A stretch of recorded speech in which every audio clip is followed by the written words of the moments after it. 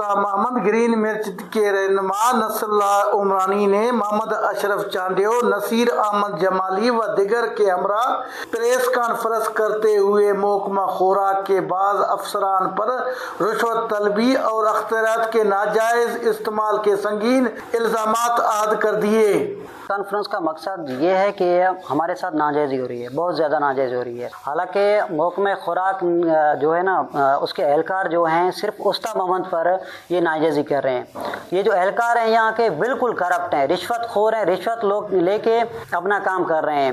سندھ کے سائڈ اگر گاڑی کراس ہوتی ہے تو وہاں سے 70,000 فی گاڑی پہ لے رہے ہیں، اگر یہاں سے کوئٹہ کی جانب جاتا ہے تو 10 سے 15,000 گاڑیوں کو لے کے یہاں سے جانے دیتے ہیں۔ اللہ سے درخواست کرتا ہوں کہ اس کی شفاف انکوائری کی جائے اور سید پناہ جیسے ایسے کرپٹ لوگوں کو محکمے سے ہٹایا جائے۔ پریس کانفرنس کا یہ ہے کہ ہم اس لوگوں کے ظلم سے بہت تنگ آ چکے ہیں۔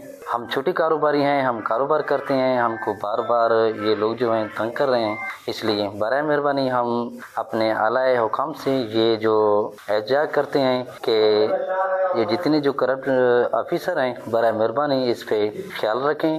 نصر اللہ عمرانی اور دیگر کا کہنا تھا کہ ہم وزیر اعلیٰ بلوچستان، گورنر بلوچستان، صوبائی وزیر خوراک اور دیگر متعلقہ اداروں سے مطالبہ کیا کہ معاملے کی شفاف اور غیر جانبدارانہ تحقیقات کر کے حقائق عوام کے سامنے لایا جائے۔ کیمرہ ٹیم کے ساتھ علی حسن بلوچ، ویش نیوز، استا محمد، بلوچستان۔